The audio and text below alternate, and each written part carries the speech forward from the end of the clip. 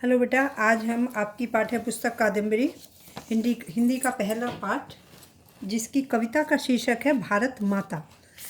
इनके कवि हैं शिव मंगल सिंह सुमन। इन्होंने भारत माता के बारे में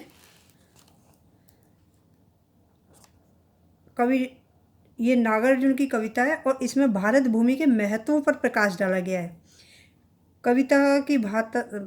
इस कविता के माध्यम से कवि बताना चाहता है कि भारत की पृथ्वी का सबसे सुंदर देश है और ये हर चीज़ से परिपूर्ण है। जो हमारी धरती है और इसमें जो है रत्न, आभूषण, कोयला, मतलब हर तरह की धातु हमारी धरती के अंदर छिपी हुई है। इनकी जो भाषा है, इन्होंने पेड़ों को, पहाड़ों को, हर तरह से प्रकृति को पूरी तरह से भारत माता के हिसाब से, जो शीर्षक है इनका, उस हिसाब से इन्होंने इस कविता के माध्यम से क्या क्या बता रहे हैं कि भारत माता में हमारे क्या क्या है।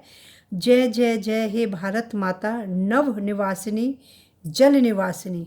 निवासिनी मतलब होता है नव मतलब आसमान, आसमान में रहने वाली। जय जय जय हे भारत माता, नव निवासिनी जल निवासिनी।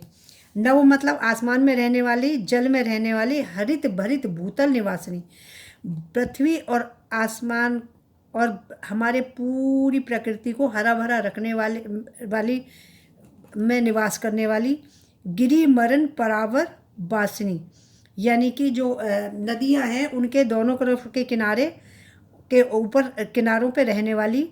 नील निविड़ कंतार निवासिनी, यानी कि जहाँ घने वन हैं, जहाँ घना से घना वन है। नगर वासिनी ग्राम वासिनी, यानी कि नगर में रहने वाली भारत माता और ग्राम में रहने वाली भारत माता। अमल धवल हिम धाम निवासिनी, यानी कि अमल धवल धरती पर रहने वाली और पर्वतों पर भी रहने वाली। जय जय जय हे भारत माता, हे भारत माता तुम्हारी जय हो। दक्षिण में है नारिकेत पुविगन, बलियत केरल जनपद। वो कहते हैं कि दक्षिण में है नारिकेतु पूर्वीगन कोई जगह है, बलियत केरल जनपद, यानी कि केरल वहाँ जनपद है। और वो चारों तरफ किससे ढका हुआ है? चारों ओर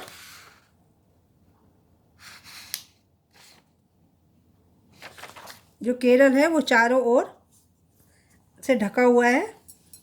तमिलनाडु की धनुकोटि कन्याकुमारिका, तमिलनाडु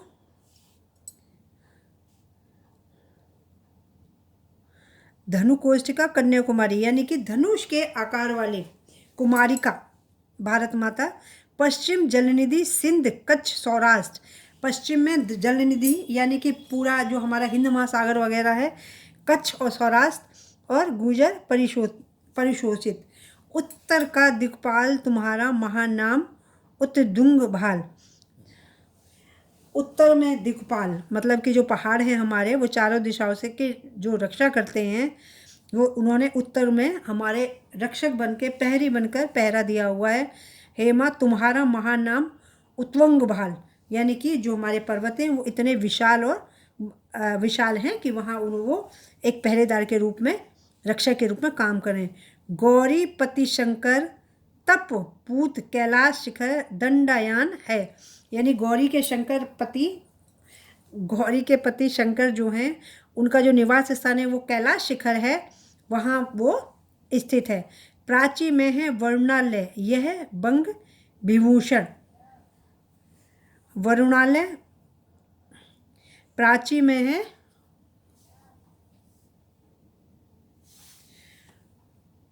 है, वरुणालय का वंग विभूषण। और वक्ष पर कौतूहल मणिसा विंध्य पड़ा है, जाने कब से। वो कहते हैं कि प्राचीन में वरुणालय मतलब जो वहाँ उत्तर की तरफ से उत्तर में है, और वक्ष पर कौतूहल मणि सा विंध्य पड़ा है। वो कहते हैं कि विंध्य पर्वत जो है वहाँ खड़ा हुआ है। कौतूहल मणि मतलब बहुत चमकदार मणि की तरह विंध्याचल पर्वत यानी कि ये कश्मीर की सुंदरता के बारे में वर्णन करने हैं पूरी तरह से, कि वहाँ जो भी है वो आभूषणों की तरह एक एक चीज़ वहाँ सजी हुई है, पर्वतों पर और चीज़ों पर। उस चीज़ों का पूरा इन्होंने मणि यानी कि कौतुमम मणि सा बिंद खड़ा है। जो हमारा ये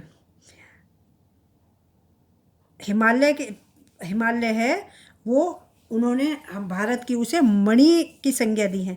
मणि, माणिक, सोना, चांदी और लोहा, अभ्रक, तांबा, जस्ता, कोक, कोयला, जाने क्या क्या ढका पड़ा है। वो कह रहे हैं कि भारत माता के अंदर मणि माणिक यानी कि मणि माणिक होते हैं रत्न आदि, सोना चांदी जिनके आभूषण पहनते हैं, लोहा, अभ्रक, लोहा जो एक धातु है हमारी, अभ्रक भी धातु है जिससे हमारी ट्रेन के रेल के पहिए वगैरह आदि सब चीज़ें बनती है।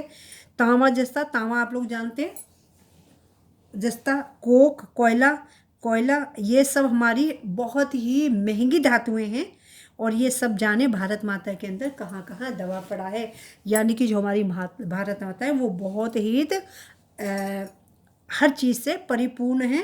उसमें जाने मतलब हर जगह कुछ ना कुछ रत्न जड़ित, रत्न कहीं सोना, कहीं कोयला, यानी कि हर तरह की धातु वगैरह प्रकृति में दबी हुई पड़ी हुई है हर तरह से, हर जगह पे। देवी तुम्हारी वसुंधरा का बित्ता बित्ता रत्नाकार है। यानी कि हे भारत माता, हे देवी, वसुंधरा मतलब तुम्हारी जो धरा है, पृथ्वी है, उसका बित्ता बित्ता यानी बालिस्त भी सब रत्नाकार है, यानी रत्नों से भरा हुआ है। गंगा, जमुना, सिंध, ये पांचों नदियाँ, ब्रह्मपुत्र, कृष्णा, कावेरी। वो कहते हैं कि भारत माता इतने उसमें नदियाँ हैं, गंगा, जमुना, सिंध, और ये पांचों नदियाँ ब्रह्मपुत्र और कृष्णा, कावेरी, ये सारी यहाँ नदियाँ बहती हैं। यानी हमारी गंगा जो भारत माता है वह बहुत बहुत अमीर हैं और बहुत ही अच्छी हैं। ये भारत माता के अंदर क्या क्या है उसी का इनमें वर्णन किया है। गोदावरी, नर्मदा, कोसी, गंडक, सरयू नदी, मातृका भूमि हमारी अति उर्वर है। यानी कि जो हमारी नदियां हैं वो हमारे जीवन शैली को चलाती हैं और उसमें हमारे उर्वरक भरे पड़े हैं। स्वर्ण शन से वन लहराता है। जो हमारा जो अन्न है, जो हमारा अन्न है वो हमारा सोने सा अन्न लहराता है। यानी कि जो हमारा धरती पर जो किसान अपनी फसल पैदा करता है उसे इन्होंने सोने की तरह माना है। नहीं कसर है किसी बात की। वो कहते हैं कि भारत माता के अंदर किसी बात की भी कसर नहीं है, नहीं कमी है किसी वस्तु की। हमारे देश में किसी भी चीज़ की कोई कमी नहीं है। जय जय जय हे भारत माता, हे भारत माता। हमारा जो देश है वो हर चीज़ से परिपूर्ण है, अन्न से, धन से, प्रकृति से, सोने चांदी से, हर तरह की उर्वरक से, हर तरह के क्या बोलते हैं आपके सोना चांदी कोयला, यानी जितनी भी धातुएं हैं सब हमारी भारत माता हमारे देश में सब कुछ, चाहे वो नदियां हैं, चाहे जो और हमारे पहाड़ पर्वत जो भी है, हमारी भारत माता, हमारी पृथ्वी, हर चीज़ से हमारा देश परिपूर्ण है। कवि ने इसमें इसी को अच्छी तरह से इसका वर्णन किया है। शिवमंगल सुमन जी ने इस कविता को अपने ही ढंग से इसका बहुत ही अच्छा वर्णन किया है। आपकी ये वीडियो यही समाप्त होती है। Thank you.